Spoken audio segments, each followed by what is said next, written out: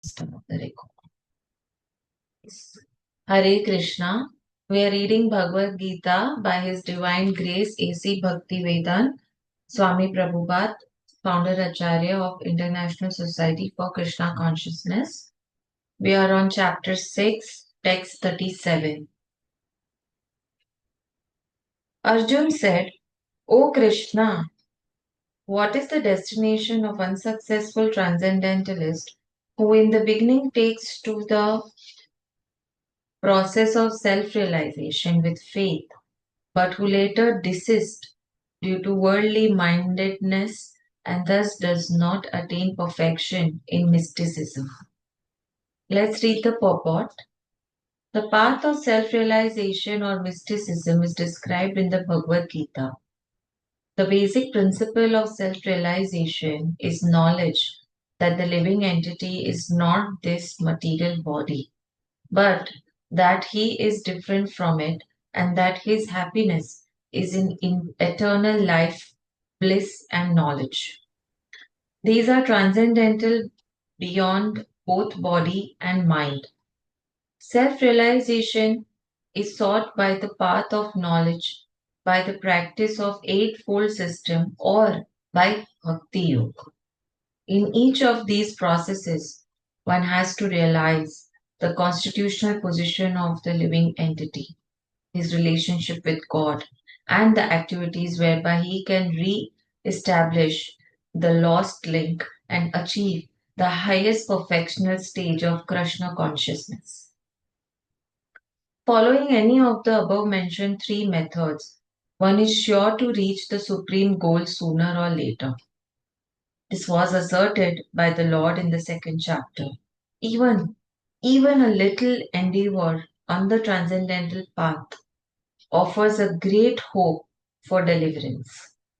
Out of these three methods, the path of Bhakti Yoga is especially suitable for this age because it is the most direct method of God realization. To be doubly assured, Arjun is asking Lord Krishna to confirm his, that is Krishna, former statement. One may sincerely accept the path of self realization, but the process of cultivation of knowledge and the practice of Eightfold Yoga system are generally very difficult for this age. Therefore, despite constant endeavor, one may fail for many reasons. So, to pursue the transcendental path is more or less to declare war on the illusory energy. Yes, it gets difficult once we start doing, again, we get distracted and we stop, and then it's difficult to start again. Consequently, whenever a person tries to escape the clutches of the illusory energy, she tries to defeat the practitioner by various allurements. Right. So she is basically illusory energy. A conditioned soul is already allured by the modes of material energy, and there is every chance of being allured again, even while performing transcendental disciplines. This is called Yogak Chalita Manashaha, deviation from the transcendental path. Arjun is inquisitive to know the results of deviation from the path of self realization. Let's read text 38. O mighty armed Krishna, does not such a man who is bewildered from the path of transcendence fall away from both spiritual and material success and perish like a riven cloud with no position in any sphere? This Arjuna is asking Krishna. Let's read the purport. There are two ways to progress. Those who are materialists have no interest in transcendence. Therefore, they are more interested in material advancement by economic development or in promotion to the higher planets by appropriate work. When one takes to the path of transcendence, one has to cease all material activities and sacrifice all forms of so called material happiness. If the aspiring transcendentalist fails, then he apparently loses both ways. In other words, he can enjoy neither material happiness nor spiritual success. He has no position. He is like a riven cloud. A cloud in the sky sometimes deviates from a small cloud and joins a big one. But if it cannot join a big one, then it is blown away by the wind and becomes a non-entity in the vast sky. The Brahmana Pathi is the path of transcendental realization through knowing oneself to be spiritual in essence, part and parcel of Supreme Lord, who is manifested as Brahman, Paramatma, and Bhagwan. Lord Sri Krishna is the fullest manifestation of the Supreme Absolute Truth, and therefore, one who is surrendered to the Supreme Person is a successful transcendentalist. To reach this goal of life through Brahman and Paramatma realization takes many, many births. Therefore, the supermost path of transcendental realization is Bhakti or Krishna consciousness, the direct method. So nicely explained. Let's move to text 39. This is my doubt, O Krishna. I ask you to dispel it completely. But for you, no one is to be found who can destroy this doubt. Yes, he's saying only you can remove this doubt, nobody else. Let's read the purport. Krishna is the perfect knower of past, present, and future. In the beginning of the Bhagwat Geeta, the Lord said that all living entities existed individually in the past.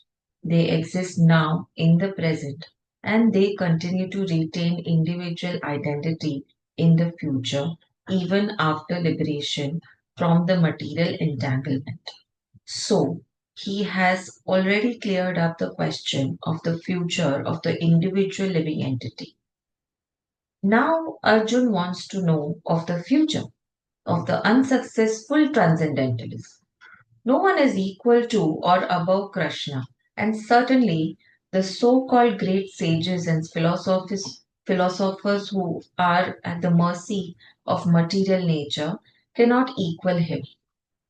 Therefore, the verdict of Krishna is the final and complete answer to all doubts because he knows past, present, and future perfectly, but no one knows him. Krishna and Krishna conscious devotees alone can know what is what. So this purport is actually making me believe and surrender to Krishna because and make me believe that since Krishna knows everything, since he knows the complete knowledge, I can have faith in him and he would say the right thing. Now Krishna is going to reply. Let's read text 40. The Supreme Personality of Godhead said, Son of Pratha, a transcendentalist engaged in auspicious activities does not meet with destruction, either in this world or in the spirit world. One who does good, my friend, is never overcome by evil. Let's read the purport. In the Srimad Bhagavatam, chapter 1.5.17 verse, Sri Narad Muni instructs Vyasadeva as follows. It's written in Sanskrit, but I will just read the English version. If someone gives up all material prospects and takes complete shelter of the Supreme Personality of Godhead, there is no loss or degradation in any way.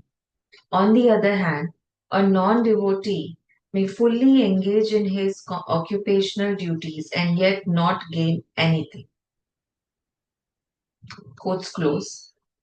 For material prospects, there are many activities, both scriptural and customary. A transcendentalist is supposed to give up all material activities for the sake of spiritual advancement in life. Krishna consciousness. One may argue that by Krishna consciousness one may attain the highest perfection if it is completed. But if one does not attain such a perfectional stage, then he loses both materially and spiritually. It is enjoined in the scriptures that one has to suffer the reaction for not executing prescribed duties. Oh, this is very interesting. Let's read it again. It is enjoined in the scriptures that one has to suffer the reaction for not executing the prescribed duties. Therefore, one who fails to discharge the transcendental activities properly becomes subjected to these reactions. The Bhagavatam assures the unsuccessful transcendentalist that there need be no worries, even though he may be subjected to the reaction for not perfectly executing prescribed duties. He is still not a loser because auspicious Krishna consciousness is never forgotten, and one so engaged will continue to be so even if he is low born in the next life. On the other hand, one who simply follows strictly the prescribed duties need not necessarily attain auspicious results if he is lacking in Krishna consciousness. That's true. The purport may be understood as follows.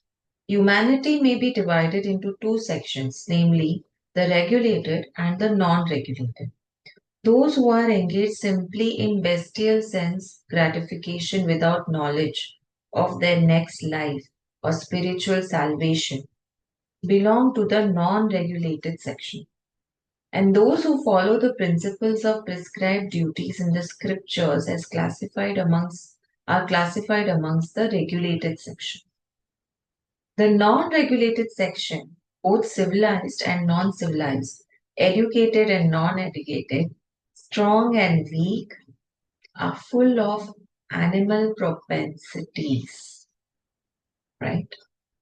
Their activities are never auspicious because while enjoying the animal propensities of eating, sleeping, defending, and mating, they perpetually remain in material existence, which is always miserable.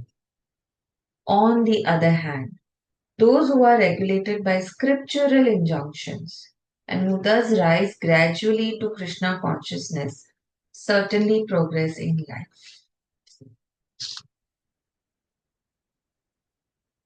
Those who are following the path of auspiciousness can be divided into three sections, namely the followers of scriptural rules and regulations who are enjoying material prosperity.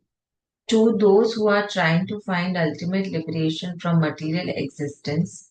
And three, those who are devotees in Krishna consciousness. Those who are following the rules and regulations of the scriptures for material happiness may be further divided into two classes. Those who are fruitive workers and those who desire no fruit for sense gratification. Okay. Those who are after fruitive results for sense gratification may be elevated to a higher standard of life, even to the higher planets. But still, because they are not free from material existence, they are not following the true auspicious path. The only auspicious activities are those which lead one to liberation. Any activity which is not aimed at ultimate self realization or liberation from the material bodily concept of life is not at all auspicious. Okay, so so we are all doing unauspicious things, but yeah, let's get to that. Activity in Krishna consciousness is the only auspicious activity, and anyone who voluntarily accepts all bodily discomforts for the sake of making progress on the path of Krishna consciousness can be called a perfect transcendentalist under severe austerity. And because the Eightfold Yoga system is directed towards the ultimate realization of Krishna consciousness, such practice is also auspicious, and no one who is trying his best in this matter need fear degradation, right? We need not fear degradation if you are following the auspicious path. This is difficult. Okay, let's move to text 41. The unsuccessful yogi, after many, many years of enjoyment on the planets of pious living entities, is born into a family of righteous people or into a family of rich aristocracy. Let's read the purport. The unsuccessful yogis are divided into two classes, again two classes. One is fallen after very little progress, and one is fallen after long practice of yoga. Okay, so these two categories, long practice and little progress. Okay. The yogi who falls after a short period of practice goes to the higher planets where pious living entities are allowed to enter. After prolonged life there, one is sent back again to this planet to take birth in the family of righteous Brahman, Vaishnav, or of aristocratic merchants. The real purpose of yoga practice is to achieve the highest perfection of Krishna consciousness, as explained in the last verse of this chapter. But those who do not persevere to such an extent and who fail because of material allurements are allowed by the grace of Lord to make full utilization of their material propensities. And after that, they are given opportunities to live prosperous lives in righteous or aristocratic families. Those who are born in such families may take advantage of the facilities and try to elevate themselves to full Krishna consciousness. So it's like once you take you if you have taken birth in a rich family, it is only to help you, use the facilities to elevate yourself to Krishna consciousness. So many times I hear my husband saying that these rich people, they have this desire to help the poor people. They show their greatness that they are helping the poor people. But yeah, that is their job because they are in that position that they can help the poor people. I cannot expect a poor people to help a poor people, right? I mean, so anyway, it's all the way you see it. Let's read text 42. Or, brackets, if unsuccessful after long practice of yoga, he takes his birth in a family of transcendentalists who are surely great in wisdom. Certainly, such a birth is rare in this world. Let's read the purport. Birth in a family of yogis or transcendentalists, those with great wisdom, is praised herein because the child born in such a family receives a spiritual impetus from the very beginning of his life. It is especially the case in the Acharya or Goswami families. Such families are very learned and devoted by tradition and training, and thus they become spiritual masters. In India, there are many such Acharya families, but they have now degenerated due to insufficient education and training. By the grace of Lord, there are still families that foster transcendentalist generation after generation. It is certainly very fortunate to take birth in such families. Fortunately, both our spiritual master, Om Vishnupada Sri Srimad Bhakti Siddhanta Saraswati Goswami Maharaja, and our humble self had the opportunity to take birth in such families by the grace of Lord, and both of us were trained in the devotional service of the Lord from the very beginning of our lives. Later on, we met by the order of the transcendental system. This Bhaktivedanta speaking for himself in the purport. Right. Let's go to text 43. On taking such a birth, he revives the divine consciousness of his previous life, and he again tries to make further progress in order to achieve complete success. O son of Kuru. Let's read the purport. King Bharat, who took his third birth in the family of a good Brahman, is an example of good birth for the revival of previous transcendental consciousness. King Bharat was the emperor of the world, and since his time, this planet has been known among the demigods as Bharatvarsha. Bharatvarsha. Formerly, it was known as Ilavrata Varsha. The emperor at an early age retired for spiritual perfection but failed to achieve success. In his next life, he took birth in the family of a good Brahman and was known as Jad Bharata, Jad Bharata, because he always remained secluded and did not talk to anyone. And after, oh, now I understand. Jad Bharat means they are referring to this man. Like we have a lot of dialogues in Gujarati, like Jad Bharat che how. Okay, so now I get it. And later on, he was discovered as the greatest transcendentalist by King Rahugan. From his life, it is understood that transcendental endeavors or the practice of yoga never go in vain. By the grace of the Lord, the transcendentalist gets repeated opportunities for complete perfection in Krishna consciousness. Let's move to text 44. By virtue of the divine consciousness of his previous life, he automatically becomes attracted to the yogic principles, even without seeking them. Such an inquisitive transcendentalist stands always above the ritualistic principles of the scriptures. Let's read the purport.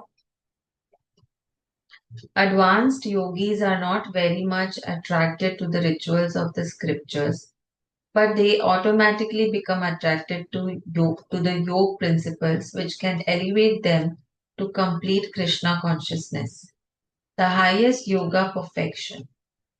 In the Srimad Bhagavatam 3.33.7, such disregard of Vedic rituals by the advanced transcendentalist is explained as follows. It's written in Sanskrit, I will read in English version. O my Lord, persons who chant the holy names of your Lordship are far, far advanced in spiritual life, even if born in families of dog eaters. Such chanters have undoubtedly performed all kinds of austerities and sacrifices, bathed in all sacred places, and finished all scriptural scriptural studies. Right. Let's read quotes close. The famous example of this was presented by Lord Chaitanya, who accepted Thakur Haridas as one of his most important disciples. Although Thakur Haridas happened to take his birth in a Muslim family, he has elevated to the post of Namacharya by Lord Chaitanya due to his rigidly attended principle of chanting 300,000 holy names of the Lord daily. Hare Krishna, Hare Krishna, Krishna Krishna, Hare Hare, Hare Ram, Ram Ram, Hare. And because he chanted the holy name of Lord constantly, it is understood that in his previous life he must have passed through all the ritualistic methods of the Vedas known as Shabda Brahma. Unless, therefore, one is purified, one cannot take to the principles of Krishna consciousness or become engaged in chanting the holy name of the Lord, Hare Krishna. Imagine he was Muslim, Thakur Haridas. Let's read text 45. And when the yogi engages himself with sincere endeavor in making further progress, being washed of all contaminations, then ultimately achieving perfection after many, many births of practice, he attains the supreme goal. Right? Let's read the purport. A person born in a particularly righteous, aristocratic, or sacred family becomes conscious of his favorable conditions for executing yoga practice. With determination, therefore, he begins his unfinished task, and thus he completely cleanses himself of all material contaminations. When he is finally free from all contaminations, he attains the supreme perfection, Krishna consciousness. Krishna consciousness is the perfect stage of being freed of all contamination. This is confirmed in the Bhagwat Geeta 7.28.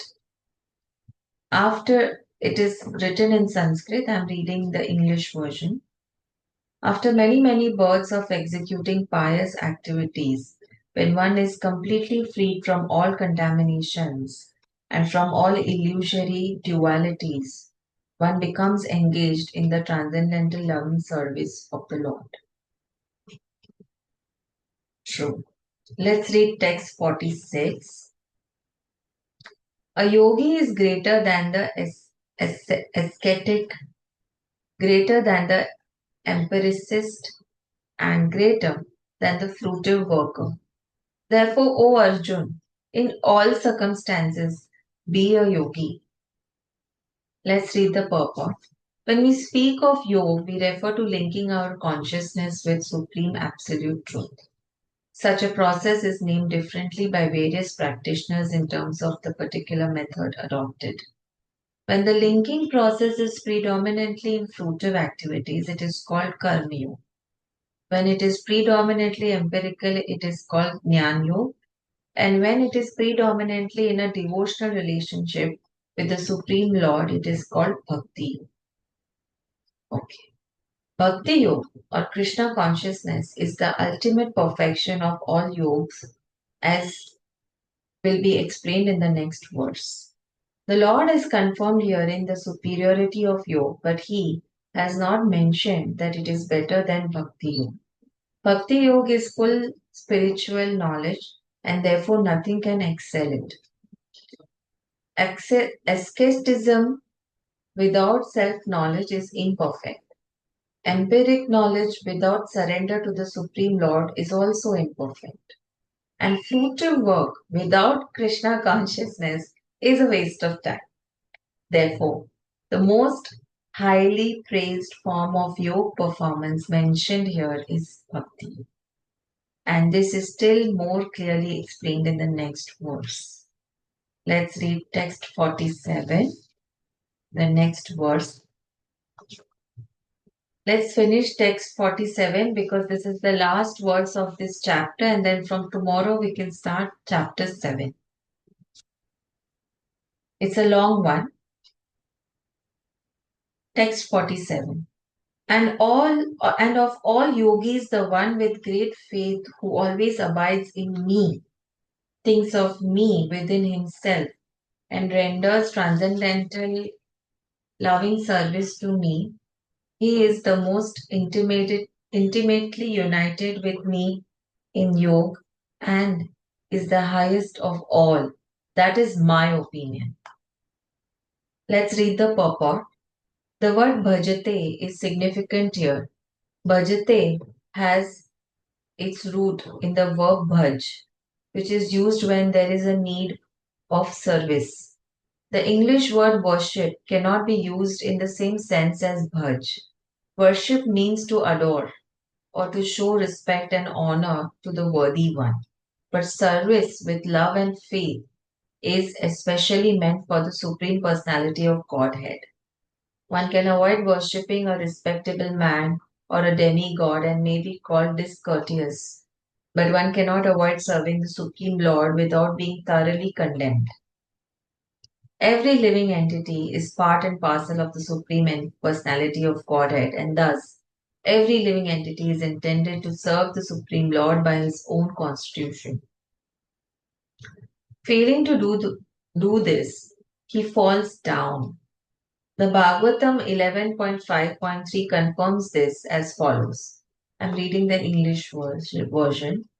Anyone who does not render service and neglects his duty unto the primeval Lord, who is the source of all living entities, will certainly fall down from his constitutional position. In this verse also the word bhajanti is used.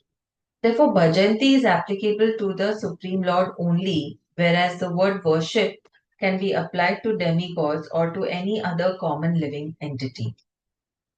The word avajananti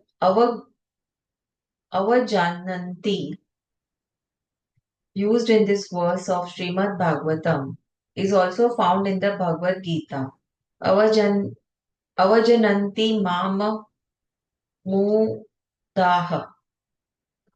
Only the fools and the rascals deride the Supreme Personality of Godhead, Lord Krishna. Such fools take it upon themselves to write commentaries on the Bhagavad Gita without an attitude of service to the Lord. Well, the meeting is going to end in 10 minutes.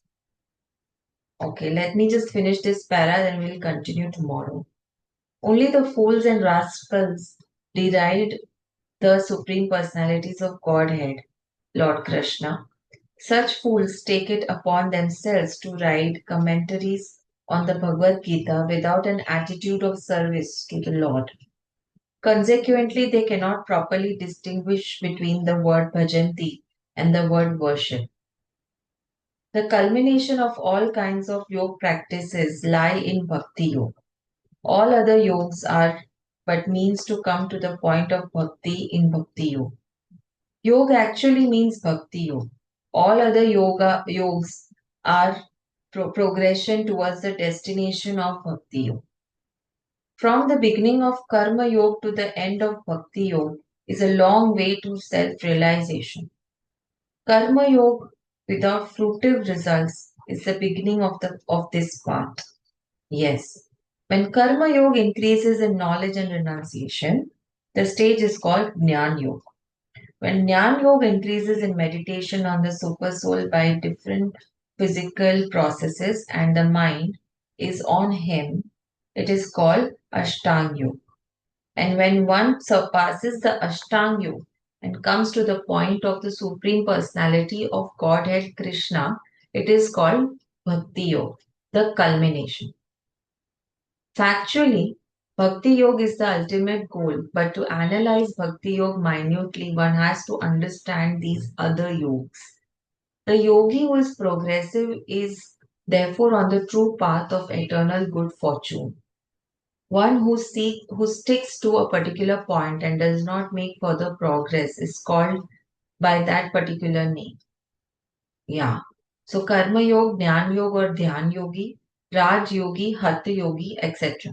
If one is fortunate enough to come to the point of Bhakti Yoga, it is to be understood that he has surpassed all other yogas. Therefore, to become Krishna conscious, is the highest stage of yoga, just as when we speak of Himalayan, we refer to the world's highest mountains, of which the highest peak, Mount Everest, is considered to be the culmination. It is by great fortune that one comes to Krishna consciousness on the path of Bhakti Yoga to become well situated according to the Vedic direction. The ideal yogi concentrates his attention on Krishna, who is called Shyam Sundara, who is as beautifully colored as a cloud, whose lotus like face is like effulgent as the sun, whose dress is brilliant with jewels, and whose body is flower garlanded, illuminating all sides in his gorgeous luster, which is called the Brahma Jyoti. He incarnates in different forms such as Ram, Narsimha, Varaha, and Krishna, the Supreme Personality of Godhead, and he descends like a human being as the son of Mother Yashoda. and he is known as Krishna, Govinda, and Vasudeva. He is the perfect child, husband, friend, master, and he is full with all opulences and transcendental qualities. If one remains fully conscious of these features of the Lord, he is called the highest yogi. The stage of highest perfection in yoga can be attained only by bhakti yoga and is confirmed in all Vedic literatures. These are some of the means for performance of bhakti or Krishna consciousness, the highest perfectional stage of the yoga system. Thus end the Bhakti Vedant purports to the sixth chapter of the Srimad Bhagavatam, Bhagwat Geeta in the matter of Dhyan Yoga. Let's end with Hare Krishna Mahamantra. Hare Krishna, Krishna Krishna, Hare Hare, Hare Ram, Ram Ram, Hare Hare. We'll start tomorrow with chapter 7. Hare Krishna.